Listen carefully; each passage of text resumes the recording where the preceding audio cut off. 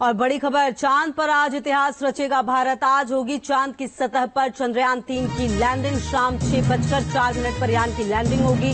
PM Modi दक्षिण Africa से live landing देखेंगे। ये बड़ी जानकारी आपको दे रहे हैं।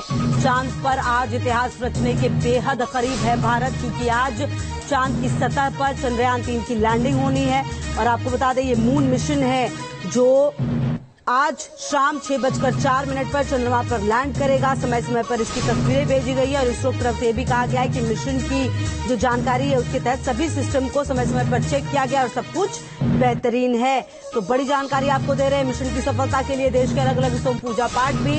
और आज चंद्रयान-3 इतिहास रचेगा, ये अपने आप में बेहद महत्वपूर्ण। आज शाम लैंडिंग होनी है। लैंडिंग पर पीएम की नजर है, जोहान्सबर्ग में है, लेकिन वहां से भी संबोधित करेंगे चंद्रयान-3 की लैंडिंग के बाद। और आपको बता दें कि ये अपने आप में बेहद महत्वपूर्ण दिन है। और ये भी बता दें आपको कि जो आखिरी के 15 से 17 मिनट हैं वो काफी ज्यादा महत्वपूर्ण रहने वाले हैं। और अगर आज ये मिशन सफल होता है, जिसकी उम्मीद बहुत ज्यादा है, तो भारत चंद्रमा के साउथ पोल पर लैंडर उतारने वाला पहला देश बन जाएगा। तो उम्मीदें काफी ज्यादा हैं और देखना बेहद महत्वपूर्ण है कि किस तरीके से जो तमाम स्थिति है वो देखने को मिलेगी आखिरी के कुछ मिनट्स में। तो चंद्रमा की सतह पर चंद्रयान-3 के उतरने का काउंटडाउन शुरू हो गया। चंद्रयान-3 का लैंडर अब चांद के बेहद करीब पहुंच गया है।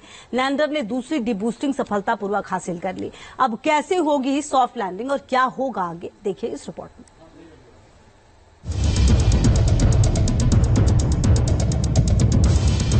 चांद पर लहराएगा तिरंगा।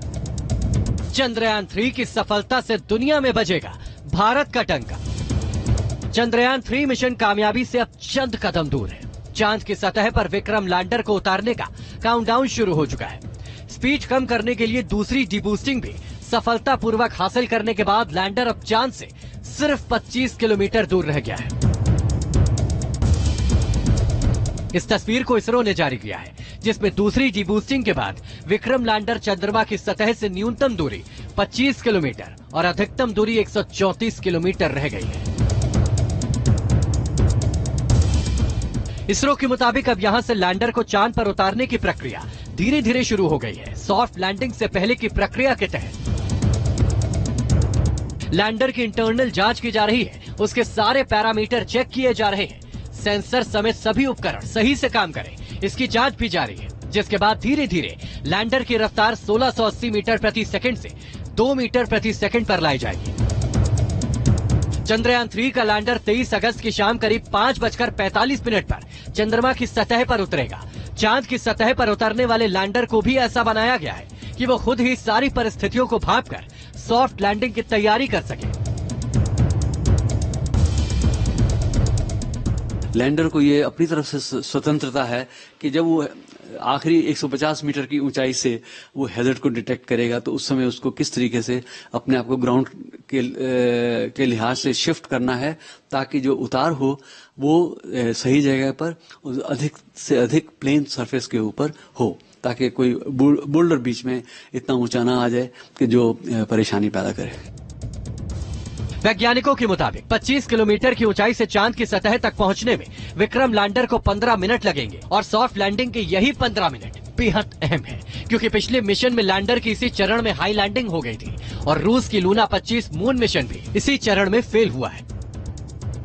तो जो 15 मिनट का जो टाइम है, जिसमें ये 30 किलोमीटर लगभग 30 किलोमीटर की ऊंचाई से लैंडर जो है चंद्रमा की धरती पर उतरेगा, वो बहुत ही नाजुक क्षण है। वो कई चरणों में उस प्रक्रिया को किया जाना है, जिसमें कि शुरू में तो एक तेज रफ्तार से इसकी गति को कम किया जाएगा। उसके बाद जो है ज्यादा धीमे धीमे तरीके से इसकी गति को कम किया जाना है।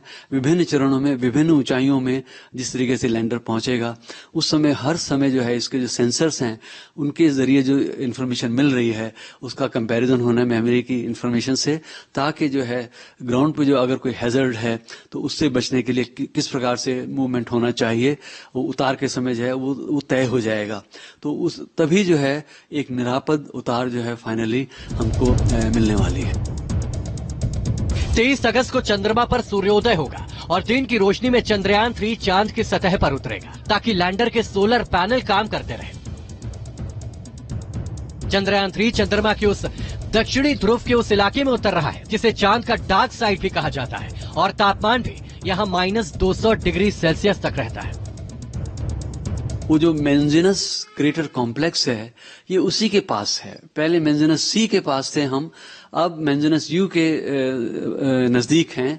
और जैसे भी वो लैटिट्यूड लॉन्गिट्यूड इस जगह के दिए गए हैं उसके अनुसार आप सोचिए कि जब पूरा दिन चढ़ जाएगा, जैसे भरी दोपहरी वहां की जो कि 14.5 दिन का पूरा दिन है, भरी दोपहरी में सूर्य करीब 19 डिग्री की ऊंचाई तक ही जा पाएगा, क्योंकि हम दक्षिण ध्रुव के उस इलाके में हैं जो कि करीब 70 डिग्री साउथ लैटिट्यूड के निकट है। दूसरी बात यह है कि वहां जो सुबह जो है वो एक दिन पहले हो चुकेगी और जिस समय लैंडिंग है उस समय सूर्य आकाश में करीब 8.5 डिग्री वो लैंडिंग प्लेस से अगर देखें तो उतनी ऊंचाई तक पहुंचा होगा।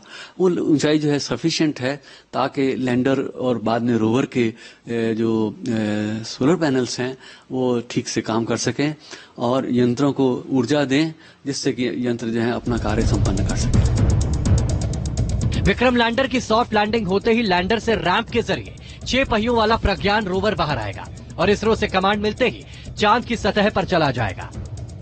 रोवर के पहिए चांद की मिट्टी पर भारत के राष्ट्रीय चिन्ह अशोक स्तंभ और इसरो के लोगो की छाप छोड़ेंगे।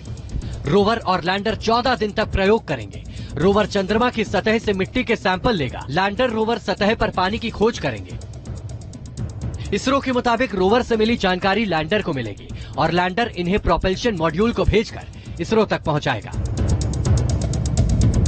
चंद्रयान 3 धरती से आने वाले रेडिएशंस की स्टडी करेगा। चांद की सतह पर भूकंप का भी अध्ययन करेगा। तस्वीरें और डेटा इसरो को भेजेगा।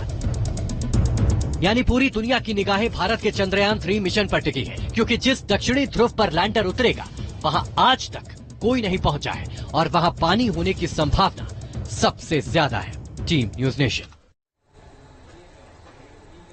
और अब हम आपको अलग अलग शहरों की तस्वीरें दिखाते हैं जहां पर पूजा अर्चना की जा रही है, दुआओं का दौर जारी है। तो तस्वीरें देखिए देहरादून की है, वाराणसी, गाजियाबाद, प्रयागराज, भोपाल, लखनऊ की है। और इन तस्वीरों के साथ आप समझिए कि जो देश है वो और देश में जो लोग हैं वो चाहते हैं कि जो चंद्रयान 3 है वो सफलतापूर्वक ये जो पूरा मिशन है वो पूरा हो, क्योंकि इसके लिए काफी ज्यादा मेहनत हुई है, रिसर्च हुआ है और दुआओं का दौर लगातार जारी है देश के अलग अलग हिस्सों में।